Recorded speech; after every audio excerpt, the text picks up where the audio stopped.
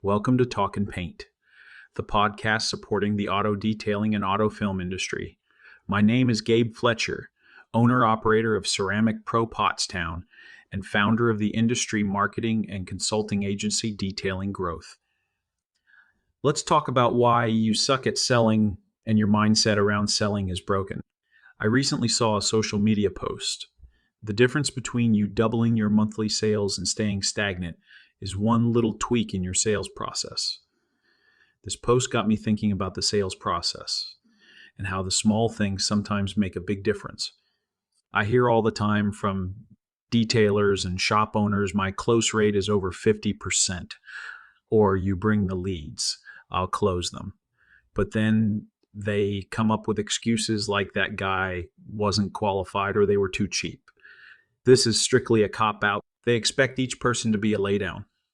You think you're the best salesperson around, but the harsh truth is that your close rate is subpar and you're still stuck in your old ways. Maybe it's laziness or a lack of understanding about today's buyer, but whatever the reason, it's time to start looking for better strategies and tactics when it comes to selling. This takes more than just answering the phone and offering the best products and a price. Relationships matter. Your potential customers need incentives to buy from you, not just a fancy shop. You need to have an entire system. Let me explain why. Sometimes it takes people a minute to see the value.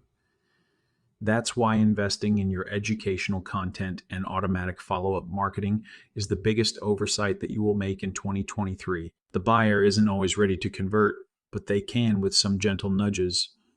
That's a big difference. So take this advice.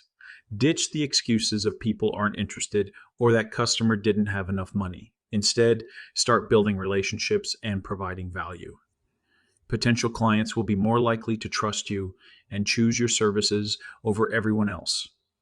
It won't happen overnight, but your close rate will eventually double.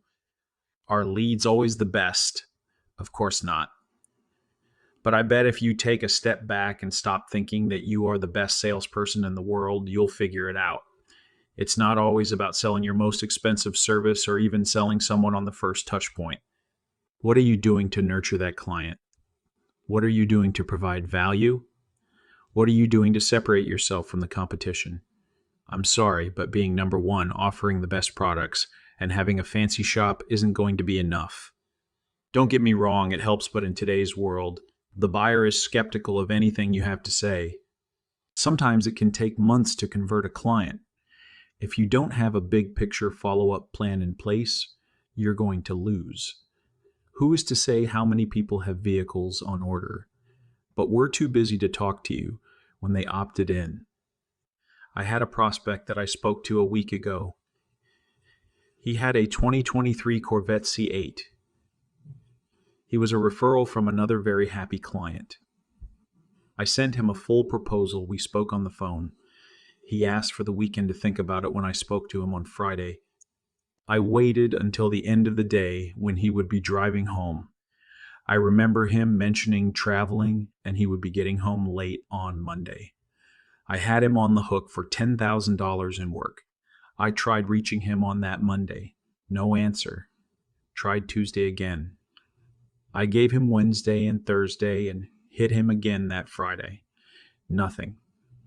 I let him have the following weekend and I hit him up this morning. He spoke to me and told me he was uneasy with spending that amount of money.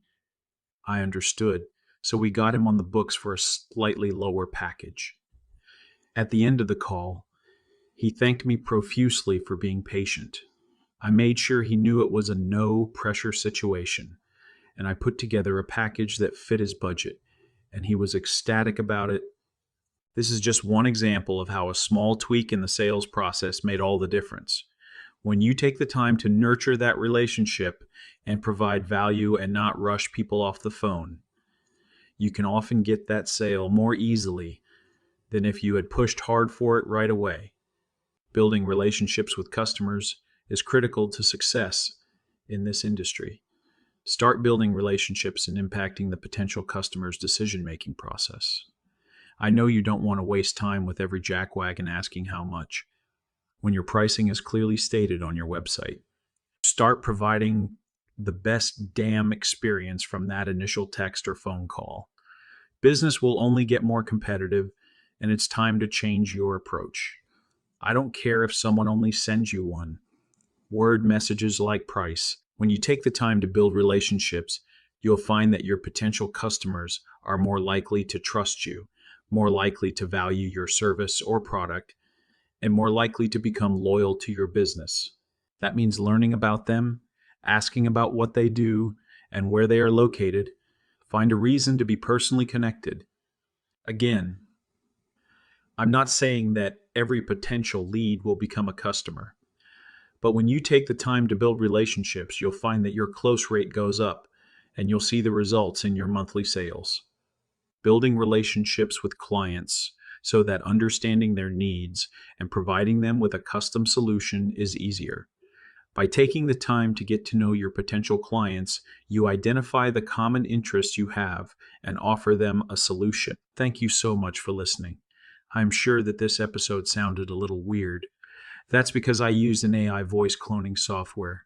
Let me know what you thought of it. Until next time, keep pushing and be relentless in your pursuit of doing better.